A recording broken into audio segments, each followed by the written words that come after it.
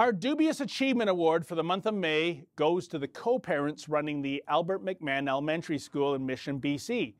You see, in an effort to be more inclusive and diverse, to use their own terminology oozing with political correctness, this school recently embraced a scheme that is, ironically, lacking in inclusivity and diversity.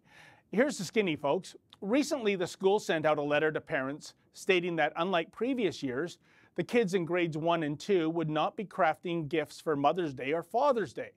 This was apparently the school's way of celebrating what it calls non-traditional families. I think a non-traditional family is one that is bereft of either a female mother or a male father. Apparently, a flaming heterosexual couple is somewhat unfashionable in certain circles in this day and age of Heather has two mummies. In any event, a father posted a copy of the school's letter on his Facebook page, and as you might imagine, there's been much ridicule of the school, even on an international scale. Predictably, the spin cycle has kicked in to counter the bad PR.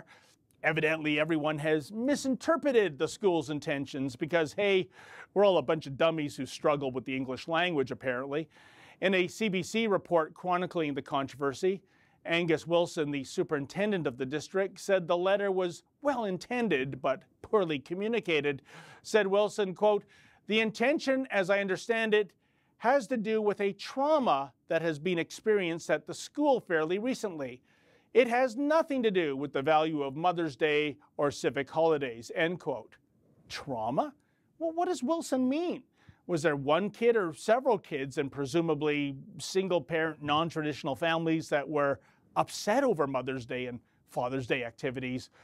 Or maybe there were no kids who were traumatized. Maybe this scheme was concocted by a committee of Educrats who routinely convene meetings to devise solutions for problems that don't exist.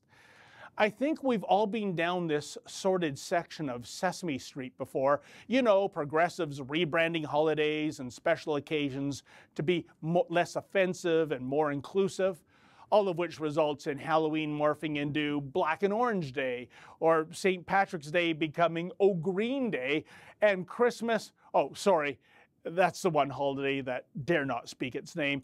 However, the ultimate irony when it comes to such ham-fisted social engineering is that the ostensible policy reason for these initiatives is to, quote, celebrate diversity and inclusivity pertaining to non-traditional families, end quote.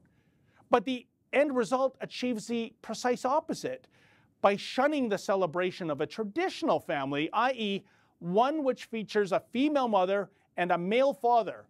So the school isn't celebrating diversity at all. Rather, it's being exclusionary to the vast majority of families that are comprised of mothers and fathers. You know, folks who don't look upon Mother's Day and Father's Day as being shameful constructs. For the Rebel.media, I'm David the Menzoid Menzies. Like what you just saw? Then click subscribe below and never miss another Rebel video.